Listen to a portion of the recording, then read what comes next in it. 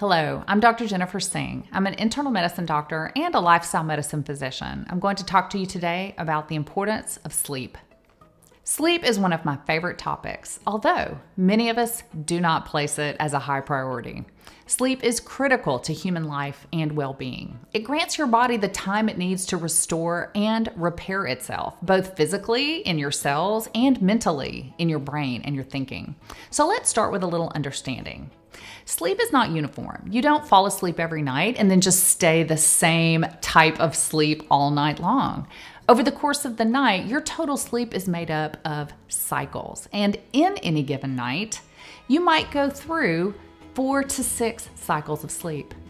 Each cycle has 4 stages. I'm going to run through those right now. Stage 1 is light sleep. That's when you first fall asleep. Your body's not yet really relaxed, and it's really easy to be awakened during that time. But if you're left undisturbed, you will easily pass into stage 2. This is where your body enters a more relaxed state, and you may find that your muscles relax more completely, your breathing slows down, even your heart rate will begin to regulate more. And you won't feel it, but your brain will be going through new and specific patterns. Stage 3 is also known as deep sleep. This is where your body really starts to recover.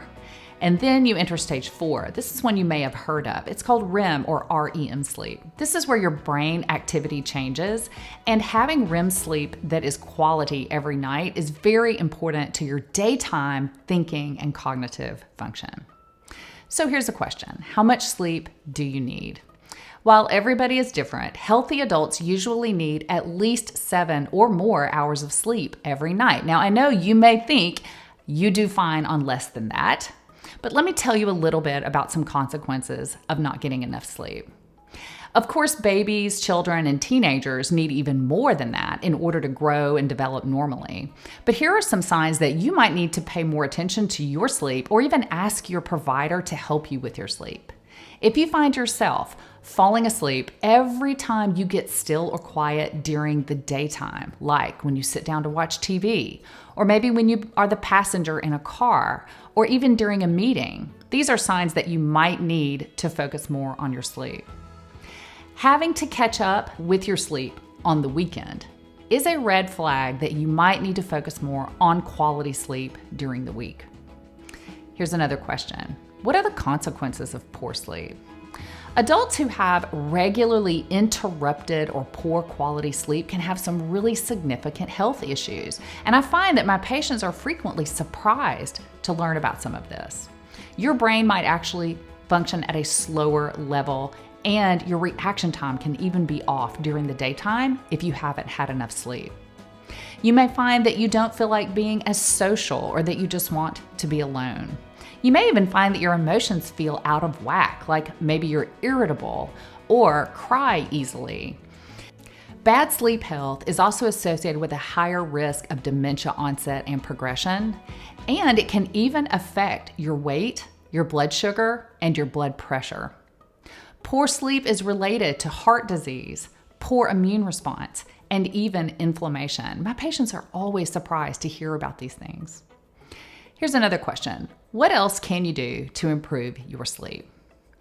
We may not feel like we have much control over the stages or even the quality of our own sleep, but you can improve your sleep. Many of the things that I'm going to recommend may not sound very glamorous. Many of my patients tell me, oh, I've already tried all of that and it didn't work. But studies show that these things are very important to getting a good night's sleep.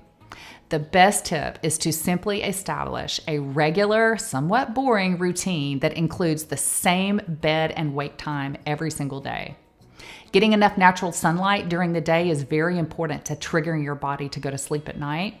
And avoiding caffeine afternoon or later in the day, or even sometimes earlier in the day, can affect nighttime sleep. Ensure that your sleep space is comfortable. If you need to decrease the light, or provide a fan or noisemaker for yourself to cover up ambient noise, that can sometimes help. Eating a large meal can be very stimulating for many people and affect sleep, as well as vigorous exercise right before sleep. And you may have heard by now that blue light or screens like televisions, computers, or your phone can affect your sleep. And believe me, I've heard everyone tell me, no way, Dr. Singh, that doesn't happen to me. My phone helps me go to sleep. But if you're having trouble sleeping, I challenge you to do a trial of no screens for at least 2 hours before bedtime and just see if it helps. Many people also tell me that worrying at night or even just having a busy brain keeps them awake at night. Journaling can be a powerful practice to help this. Now, journaling doesn't mean that you have to be a creative writer.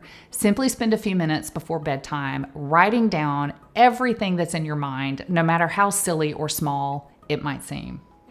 Practicing a moment of gratitude right before bed, too, is an evidence-based practice that shows that experiencing gratitude can actually release happiness and relaxation hormones in your own brain. Taking a warm bath or a shower is also a powerful trigger that can help your body signal it's time to shut down the day and switch into nighttime mode. Finally, another powerful tool is called diaphragmatic or belly breathing. When you breathe deeply, you engage your diaphragm, which is like your breathing muscle at the top of your belly. There are nerves that run across this muscle that trigger relaxation in adults. When you breathe deeply, you trigger these muscles to help you switch into a more relaxed state. If you find yourself waking up very early in the morning and not being able to go back to sleep, you may find that you want to go have a snack in the middle of the night. Just be aware that if you do this repeatedly, waking up extremely early and then going to have a snack, you can accidentally train yourself to wake up in the middle of the night so that your body wants a snack. One way to help prevent this is at dinner the night before. Focus on a dinner of high-quality carbohydrates. This will help you stay full and prevent you from waking up in the middle of the night hungry, desiring a snack. Question: can we take a sleeping pill to get to the recommended 7 to 9 hours of quality sleep? Sleeping pills are generally not recommended for long-term use. Now, of course, this is a very personal decision to be made between you and your doctor. But sleeping pills often have side effects that are unwanted. Daytime drowsiness and even confusion can persist the following day for many people. Using lifestyle medicine techniques to improve sleep is safer and more likely to result in high-quality, natural, restful sleep. Can you make up for poor sleep at night with naps? Naps can sometimes be a good idea. However, if you're going to nap, try to keep it to no more than 30 minutes. Excessive daytime napping can make it much more difficult to fall asleep at night and even difficult to stay asleep at night and keep that regular sleep and wake schedule, which is really the most important thing for helping maintain a good sleep schedule. What if you've already tried the changes that I've suggested, but you're still struggling?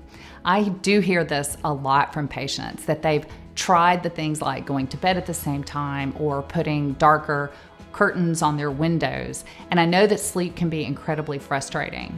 In fact, many patients have so much anxiety about the fact that they can't sleep that it's a self-perpetuating vicious circle. They're so worried about not being able to sleep that it keeps them awake. And this can be very frustrating.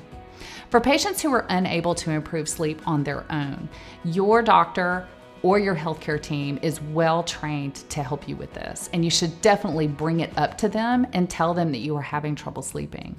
Professionals can support your lifestyle changes, like helping you set a bedtime, helping you get up at the same time every morning, and helping you eliminate some things from your day that may be keeping you awake. They would even be able to recommend other tools like cognitive behavioral therapy. This includes relaxation training and even brain training to help you fall asleep more easily at night. In summary, better sleep leads to better health. Good sleep is critical to the rest of your health. I can't tell you how many patients who have come to me with lots of different problems like weight loss, stress, anxiety, even trying to cut back on their alcohol or to stop smoking, who find that when they get their sleep in order and they're getting a great night's sleep, all of the other problems become somewhat easier to address. Trying to implement the 6 pillars of lifestyle medicine can be tough. Changing the habits that we've been doing every day for years and years can be really challenging. But getting a good night's sleep can make it easier to stick to the nutrition plans that you set for yourself. Stick to the exercise plans that you think will lead you to your best health. Even decrease the number of drinks that you're drinking per day, or help you stick to your smoking cessation plans. All of these things can become easier when you are getting a great night's sleep.